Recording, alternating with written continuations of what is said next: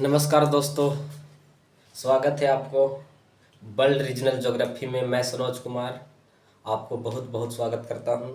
आइए तो आज की कक्षा को हम प्रारंभ करते हैं। हमने बहुत ही सारगर्भिक और बहुत ही सटीक तरीके से ऑस्ट्रेलिया या तो इसी को बोलते हैं ओशिनिया कॉन्टिनेंट के सभी पहलुओं पर, सभी बिंदुओं पर मेंस और प्रीलिम्स और all over one day competitive exam के नज़रिए से जानने का प्रयास किया। और उसने हमने आपको बताया कि मेंस का प्रश्न भी इसी तरह से निकल जाते हैं कि किस प्रकार जो कि ऑस्ट्रेलिया का जलवायु है वो वहाँ के 99% जनसंख्या को रहने योग्य मात्र 3% वाले क्षेत्र में बनाता है। तो आखिर वो क्यों?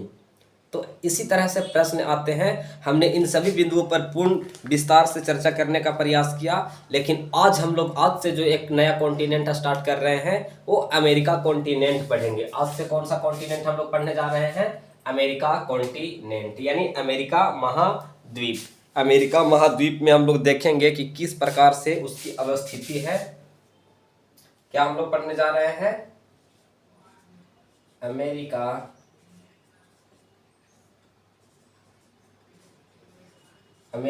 महाद्वीप।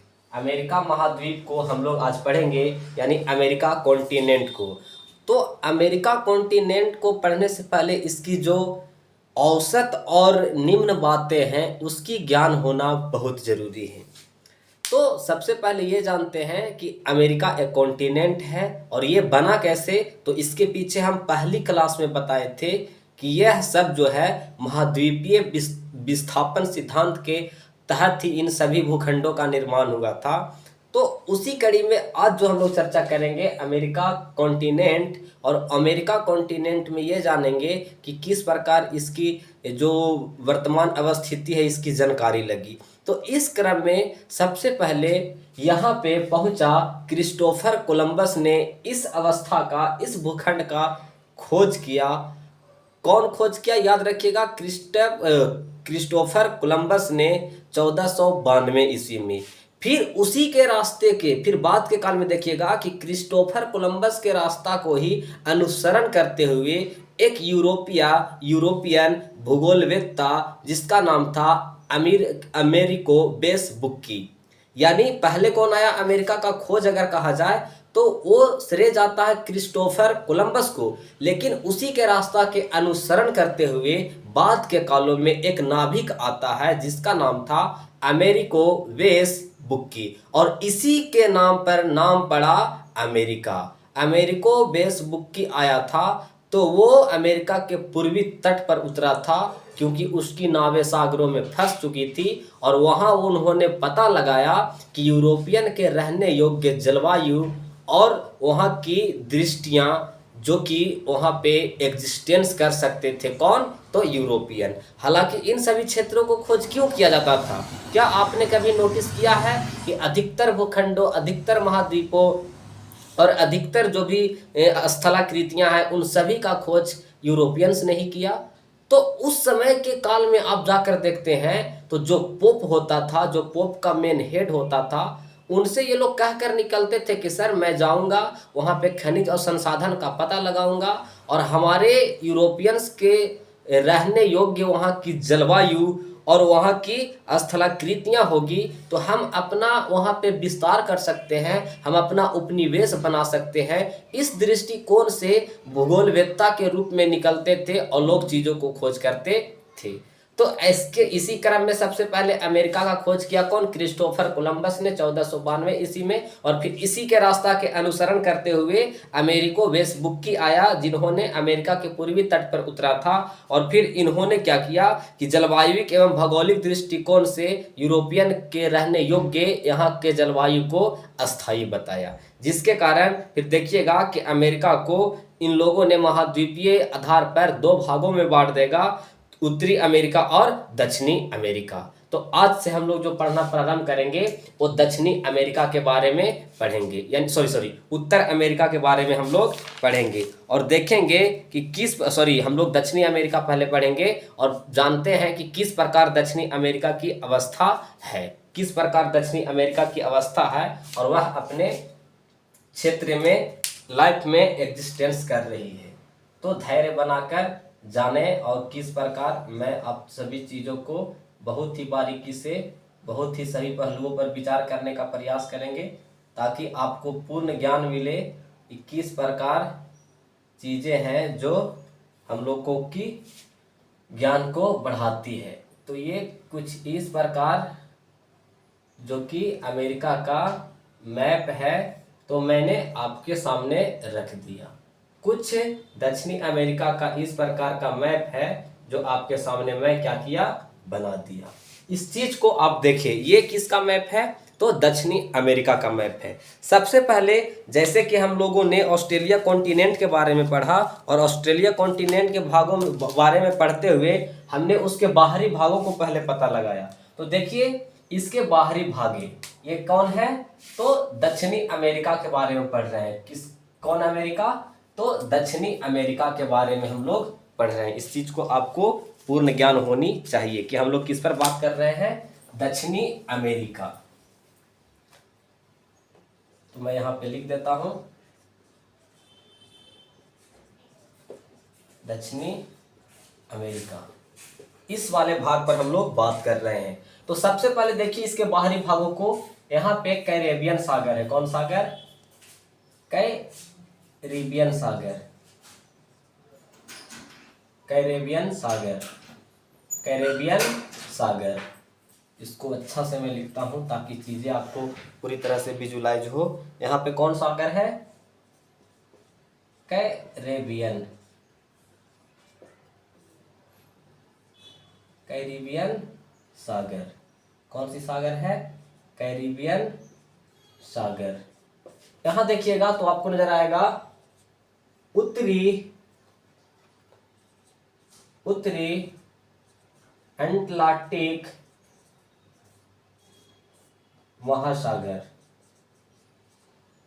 उत्तरी अटलांटिक महासागर। यहां पर नजर आएगा दक्षिणी अटलांटिक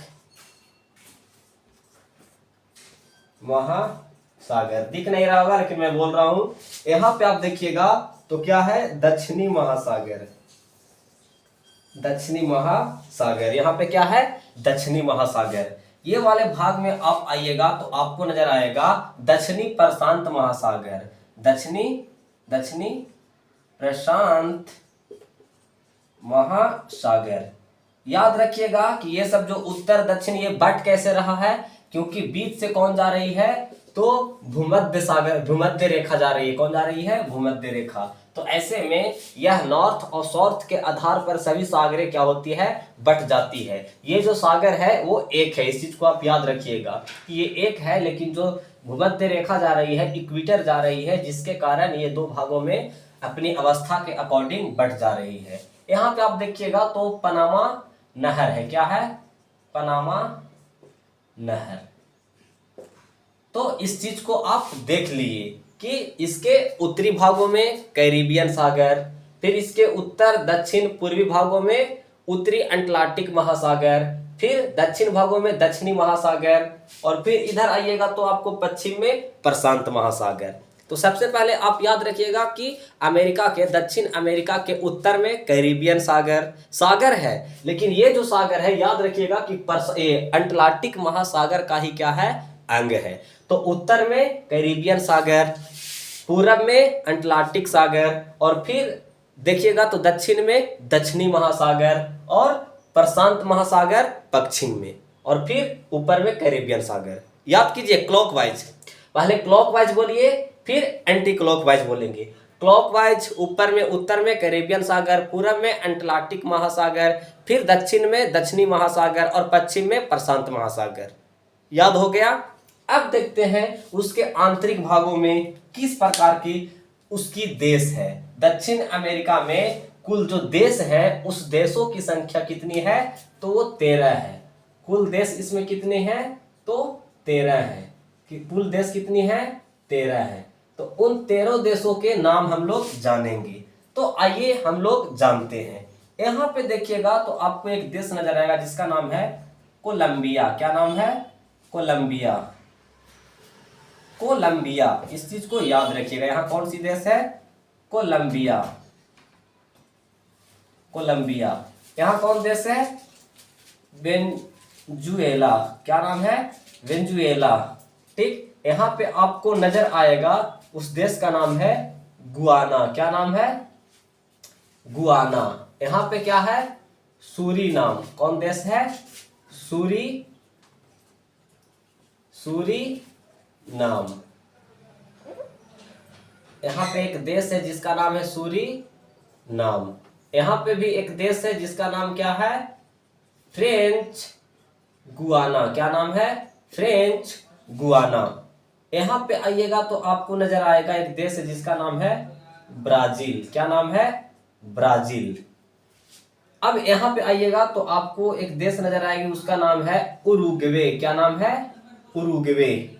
फिर इस वाले तट पर आइएगा तो इस वाले जो तट है, इस सामने आपको नजर आएगा जिसका नाम है अर्जेंटीना, क्या नाम है? अर्जेंटीना, अर्जेंटीना, अर्जेंटीना, याद रखिएगा। ये वाले क्षेत्र है, इसका नाम है चिली, इसका नाम क्या है? चिली।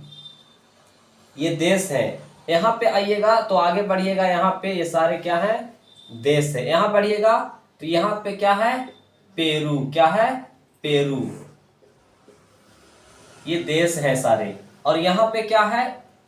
इक्वाडोर, क्या है? इक्वाडोर, ये क्या है? देश है, इक्वाडोर। अब फिर इसके आंतरिक वाले भाग में आइएगा तो यहाँ पे एक देश है जिसका नाम है बोलीविया, क्या नाम है? Bolivia, Bolivia. और यहाँ पे फिर आइएगा तो यहाँ पे एक देश क्या है जिसका नाम है पराग्वे, क्या नाम है? पराग्वे।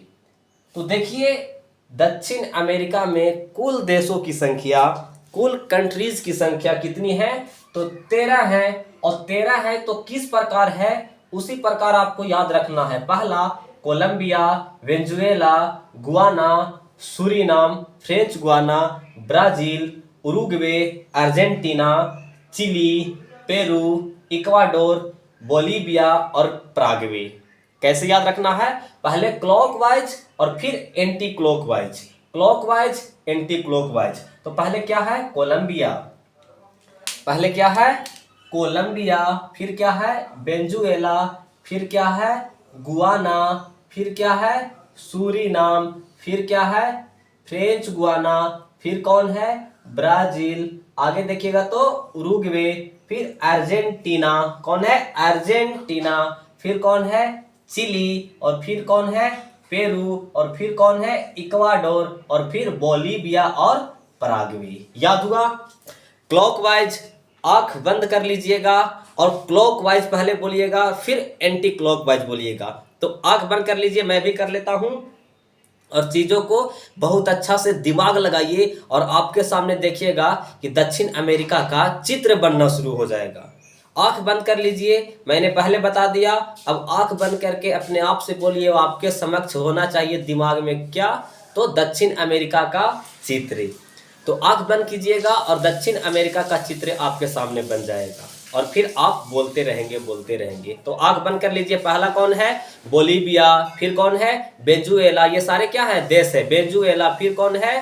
तो गुआना, फिर कौन है? फ्रेंच गुआना, सॉरी, फिर क्या है? सूरीनाम, सूरीनाम के आगे क्या है? तो फ्रेंच गुआना, फिर Brazil, Uruguay, Argentina, Chile, Peru, Ecuador और बोलीविया और पराग्वे। याद हुआ? नहीं हुआ, मैं जान रहा हूं याद नहीं हुआ। तो इसको फिर बोलना है पुनः। आंख बंद कीजिएगा। आंख बंद करते ही देखिएगा कि दक्षिण अमेरिका यानी साउथ अमेरिका का मैप आपके सामने होगा और जो 13 राज्य हैं उन सभी का नाम भी आपके दिमाग में होंगे। तो आंख बंद कीजिएगा और बोलना शुरू कीजिएगा। सबसे पहले कौन है? तो सबसे पहले कोलंबिया, फिर वेनेजुएला, फिर कौन है? तो गुआना, उसके बाद सूरीनाम, उसके बाद French Guiana, Brazil, Uruguay, Argentina, Chile, Peru, Ecuador, फिर बोलीविया और फिर पराग्वे। क्लॉकवाइज हो गया। एंटी क्लॉकवाइज यहीं से चलिएगा। Paraguay, Bolivia, Ecuador, Peru, Chile, Argentina, Uruguay, Brazil, फिर French Guiana, Suriname, Guyana, Venezuela, और वेनेजुएला के बाद फर्स्ट कौन था? तो कोलंबिया। याद हुआ या नहीं? आंखें खोल लीजिए। तो देखिए आपको किस तरह से चीजें हैं जो आपके सामने विजुलाइज हो गया। तो ऐसे पढ़ना है हम लोगों को ताकि एकदम क्लियर हो। सिलेक्शन के टेंशन नहीं लेना, पहले पढ़ो पढ़ो पढ़ो। तो इस चीज की बात तो है जो आपको ज्ञान हुआ होगा। तो एक बार आपने क्या बोला? बाहरी, एक बार बोला आंतरिक। इन सभी बातें को आपको सामने मैंने रख दिया। अब देखते हैं कि आगे क्या होती है। अब देखिए इसमें आप ढूंढिए कि दक्षिण अमेरिका का कितने ऐसे देश हैं, दक्षिण अमेरिका का कितने ऐसे देश हैं जो दो महासागरों से टच करते हैं। मैं क्या बता रहा हूं कि दक्षिण अमेरिका का कितने ऐसे देश हैं जो दो महासागरों से टच करते हैं। आपको जवाब देना होगा, आपको जवाब देना होगा।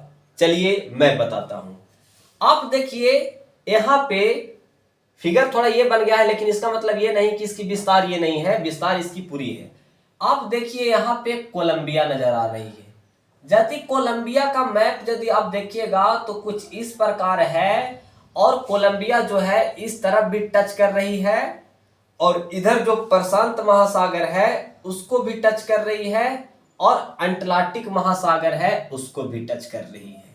तो पहला देश है कोलंबिया। पहला देश कौन है? कोलंबिया। पहला देश कौन है? कोलंबिया, जो दो महासागरों से टच कर रही है। कोलंबिया ये वाले महासागर, क्योंकि ये जो कैरेबियन सागर है वो अटलांटिक महासागर का ही अंग है। तो ये जो कोलंबिया है, ये कोलंबिया ये वाले सागर यानी अटलांटिक महासागर को भी टच कर रही है, और इधर प्रशांत महासागर को भी टच कर रही है। तो इसको यहां पे लिख देते हैं प्रशांत महासागर। तो ये जो कोलंबिया है दो महासागरों से टच कर रही है। आपको याद रखना होगा कि कुल देश में से कितने ऐसे देश हैं दक्षिण अमेरिका के जो दो महासागरों से टच करते हैं। तो मात्र दो देश हैं। पहला कोलंबिया जो कि ये टच कर रहा है किन किन महासागरों से? तो ये अटलांटिक महासागर,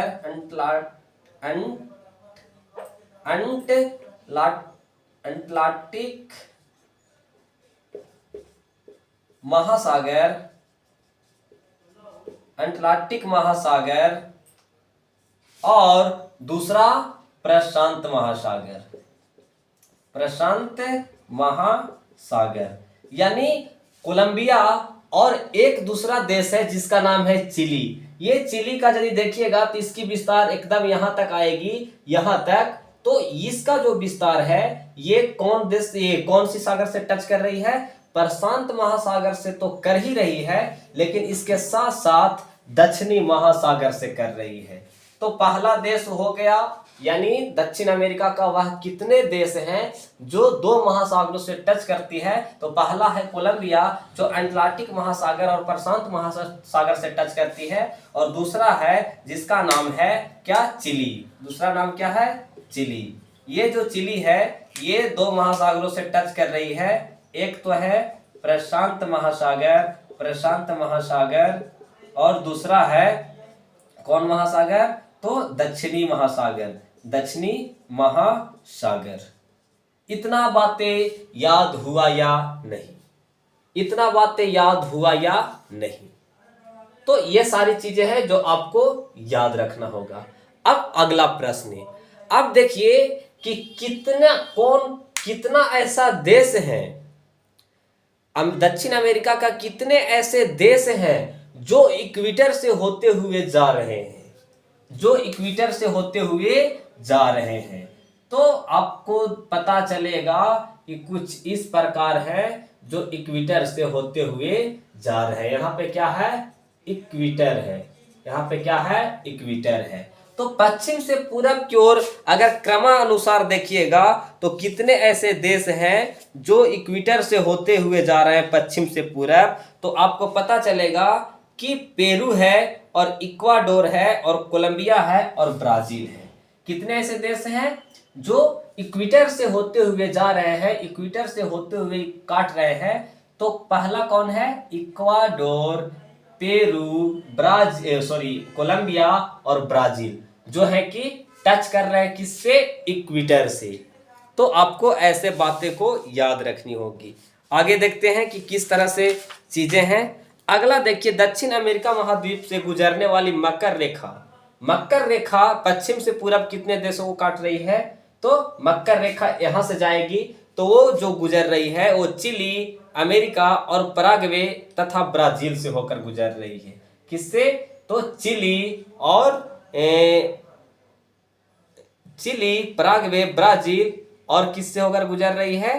तो यह 4 राज्य हैं जिससे होकर गुजर रही है। अर्जेंटीना, इन सभी राज्यों से होकर क्या कर रही है? गुजर रही है। आगे देखिए कि यहाँ पे इक्वाडोर है और इक्वाडोर की जो राजधानी है वो क्विटो है। कहाँ है? क्विटो। और विश्व का मात्र एक राजधानी, विश्व का मात्र एक राजधानी क्विटो, जो कि इक्वाडोर की राजधानी है, वो कहां पे बसी हुई है? तो एकदम इक्वेटर पर है। कहां पे है? तो इक्वेटर पर उपस्थित विश्व का मात्र एक राजधानी, वो कौन है? क्विटो है। और क्विटो किसकी राजधानी है? तो इक्वाडोर की राजधानी है। क्लियर हुआ या नहीं? क्लियर हुआ या नहीं? इस चीज को आप याद रखिएगा। आगे देखिए कि दक्षिण अमेरिका के सबसे उत्तर में वह कौन सी राजधानी है और किसकी राजधानी है? तो आपको देखने में आएगा कि दक्षिण अमेरिका के सबसे उत्तर में जो राजधानी है वो वेनेजुएला का राजधानी है। और वो कौन है? कराकस है। कौन है? कराकस। वह कौन है? कराकस है। और दक्षिण में आइएगा तो आपको पता चलेगा कि दक्षिण में वह कौन सा राजधानी है और किसकी राजधानी है। तो आपको लगेगा कि चिली का होगा या अर्जेंटीना का होगा, लेकिन ऐसा नहीं है। आप ये कलम को देखिए, नापिए, और सबसे पूरब में कौन जा रहा है? तो उरुग्वे जा रहा है। तो उरुग्वे का राजधानी है, जिसको कहते हैं उरुग्वे का राजधानी है जो सबसे दक्षिण में स्थित है, उसको कहते हैं मोंटेवीडियो। तो आप इस चीज को याद रखिएगा कि इसकी राजधानी कहां है? मोंटेवीडियो। कोई दिक्कत? कोई दिक्कत नहीं। आइए आगे जानते हैं। तो इन सभी पहलुओं पर हमने चर्चा करने का प्रयास किया और कल से जो हम लोग जानेंगे वो जानेंगे कि दक्षिण अमेरिका को विभाजित करके किस प्रकार पढ़ा जाता है। आज की कक्षा यहीं रुक जाएगी। मुलाकात होगी अगले क्लास में। Thank you all of you. जय हिंद, जय Bharat. Good night to all of you.